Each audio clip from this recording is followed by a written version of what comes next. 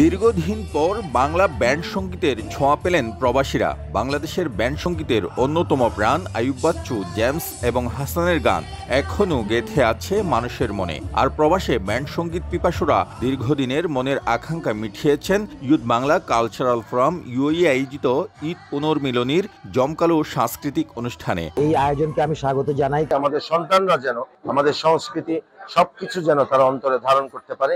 অনুষ্ঠানে youth Bangla cultural ফোরামের একাধিক সদস্য সাংস্কৃতিক আয়োজনে অংশ নেন। তাদের পরিবেশনায় বাংলাদেশের ইতিহাস ঐতিহ্য তুলে ধরেন। এছাড়া শিল্পীদের সম্মিলিত কাওয়ালি ও কবিতা আবৃত্তির পরিবেশনা ছিল অসাধারণ।